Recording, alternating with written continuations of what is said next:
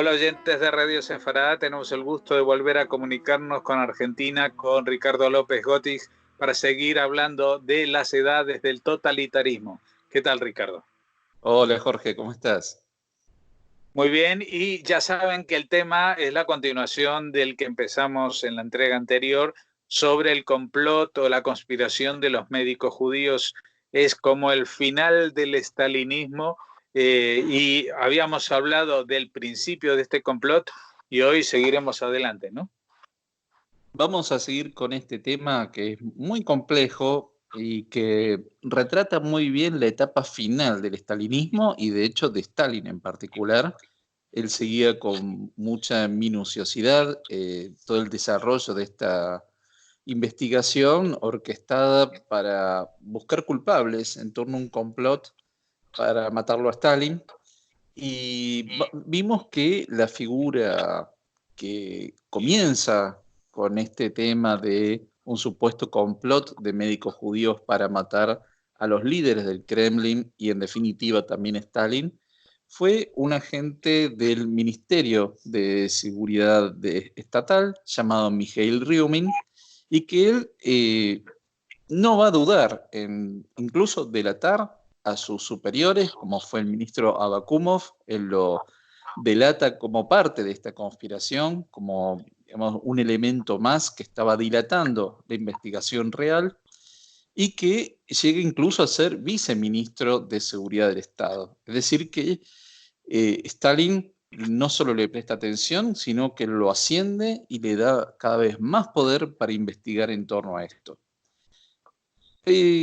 Se van a detener a una cantidad de médicos, en general muy vinculados al Kremlin, y se los va a interrogar utilizando coerción física, es decir, tortura, golpes, maltratos. Van a estar esposados varios días, es decir, todo tipo de tortura física y mental para que estas personas finalmente firmaran las confesiones que se les habían preparado. Siempre estas confesiones tenían que ver con que ellos formaban no solo parte de un complot para matar a los líderes del Partido Comunista y de la Unión Soviética, sino que eran instrumentos de una conspiración orquestada desde el exterior. Es decir, ya sea por parte del sionismo, por parte de Gran Bretaña, Estados Unidos o incluso la Alemania nazi. En este sentido no había ninguna coherencia, ¿no? Todo se mezclaba y tanto Ryomin como el ministro de Seguridad del Estado, Ignatieff, que fue uno de los que finalmente queda en este lugar a medida que van desplazando personas, si bien ellos fogoneaban este clima de acusaciones, de detenciones, de interrogatorios, también iban frenando un poco el ritmo de la investigación porque ellos temían que en definitiva Stalin también los purgara a ellos en algún momento. Es decir, si esto culminaba, podía ser que Stalin decidiera que estas personas también eran descartables e incluso pudieran ser acusadas de ser parte de este complot. No era algo nuevo, había muchos antecedentes al respecto, y de hecho, finalmente, Mikhail Ryomin fue removido en noviembre de 1952 como viceministro y enviado como un personal menor, de menor jerarquía, a otro ministerio, con lo cual él quedó bastante a salvo por el momento. El ministro Ignatieff también fue llamado al Kremlin, tuvo una reunión bastante difícil con Stalin, en la cual Stalin lo acusó de ser, digamos, muy negligente en esta investigación, que no le ponía celeridad. Ignatieff vuelve a su casa y tiene un infarto y esto lo deja inhabilitado por varios meses, ¿no? Con lo cual tiene que guardar reposo.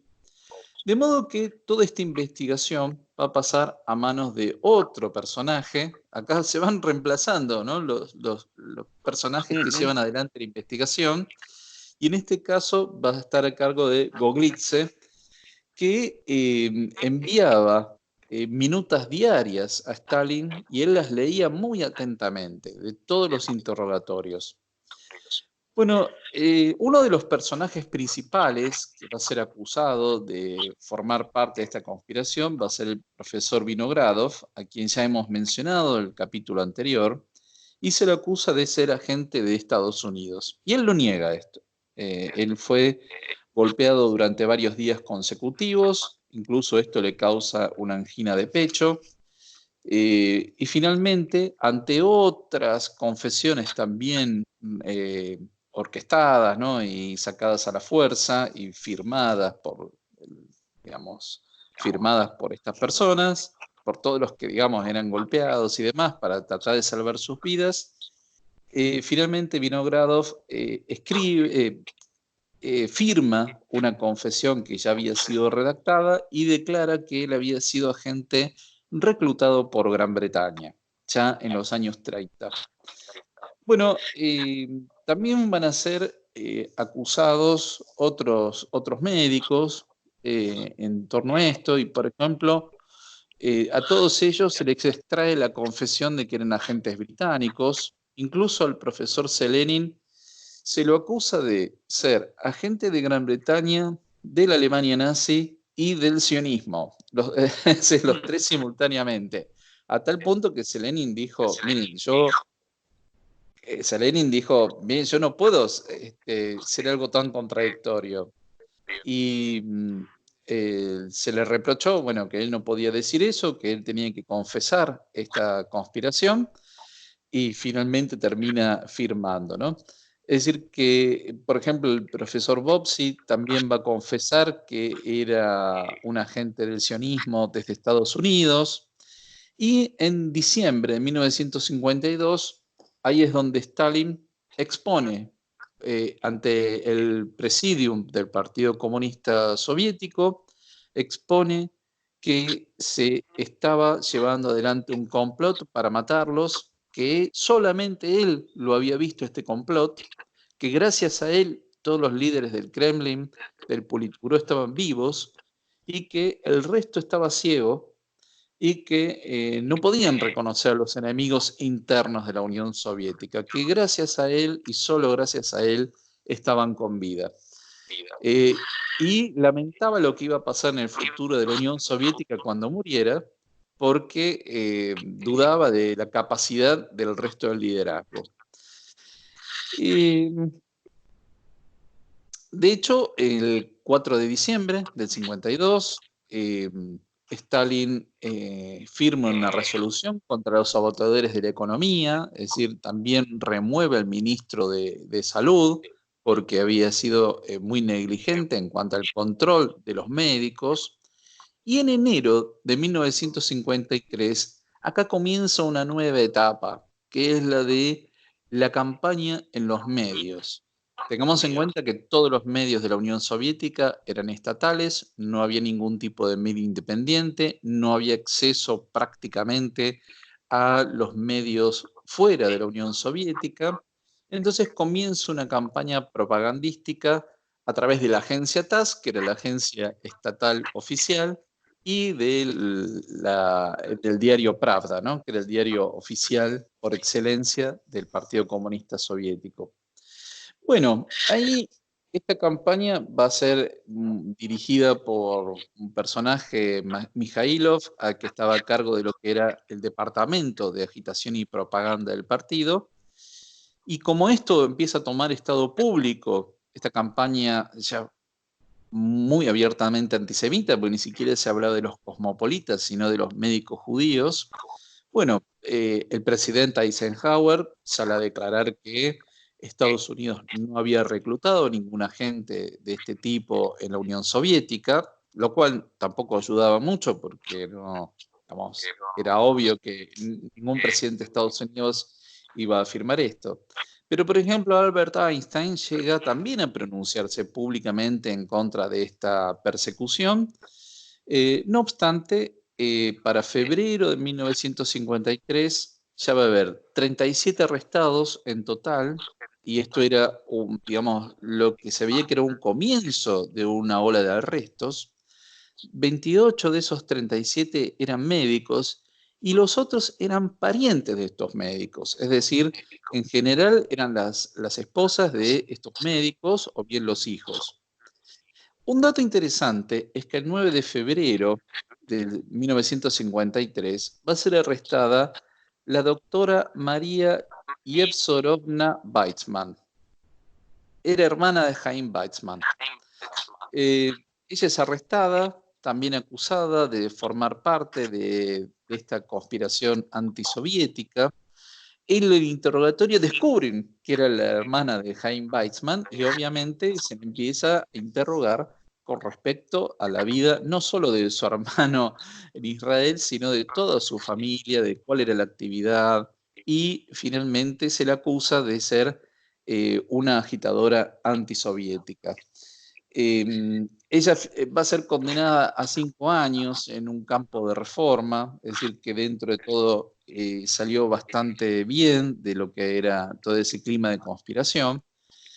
Y toda esta campaña que iba creciendo cada vez más, muchos líderes del Kremlin, del Politburó, temían que era también una forma de que Stalin hiciera una purga dentro del liderazgo soviético. Es decir, por ejemplo, él convoca a la esposa de Molotov, Polina Shemchushina, de quien hemos hablado en alguna ocasión anterior.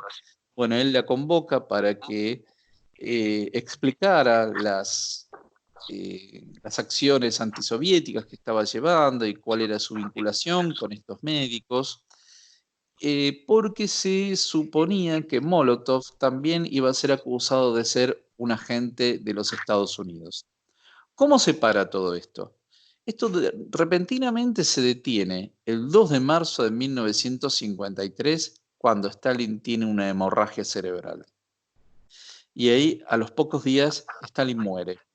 Entonces, quien se va a hacer cargo como ministro de Asuntos Internos va a ser la Brentiberia, quien va a detener las investigaciones en torno al complot de los médicos judíos, y el 31 de marzo del 53 va a firmar una resolución liberando a todos estos médicos. ¿Por qué? Porque sabían perfectamente que esto había sido algo digitado, orquestado y diseñado por Stalin para hacer una gran purga, no solo de médicos judíos cercanos al Kremlin, sino también de todo el entorno de Stalin, preparando una nueva purga muy general. Claro, eso será el temor más grande, ¿no? O sea, que lo de los médicos judíos fuera como un primer paso hacia una transformación, una purga que alcanzase a las más altas esferas. Exacto. Aparentemente Stalin estaba pensando en hacer una gran purga de su entorno.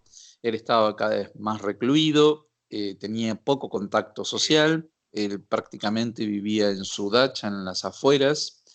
Ya nos vamos a referir un poco más adelante a esta etapa final de Stalin para reflejar cómo era el clima de la vida de este líder totalitario.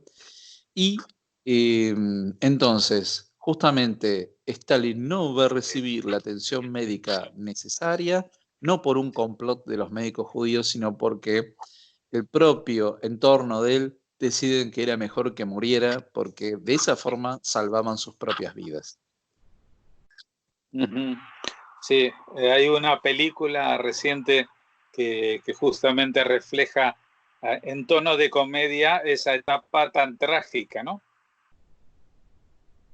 Sí, y acá nos queda muy claro que un sistema totalitario implica un sistema de grandes complicidades, que hay un sistema de autototalitarismo en el que las personas empiezan a sumarse a esta ola de represión, de censura, de torturas, solo para salvar sus propias vidas, y que estos líderes no tienen ningún límite en su poder, ningún límite.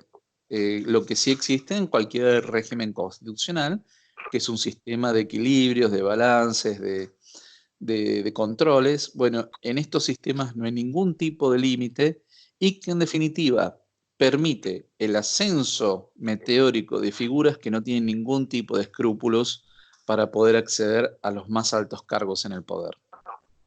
Pues te agradecemos, Ricardo López Gotis, que nos hayas explicado en profundidad este capítulo que algunos sabemos o conocíamos, pero superficialmente, como otra purga más de Stalin, y en este caso cargada de antisemitismo, pero que con tus explicaciones nos ha dado muy claro el contexto en el que tiene lugar esto, y por eso y por tu calidad para vamos a seguir invitándote para que en las semanas próximas sigamos recorriendo estas edades del totalitarismo. Muchas gracias por habernos atendido. Bueno, muchas gracias y siempre muchas gracias a Radio Sefarad por esta oportunidad.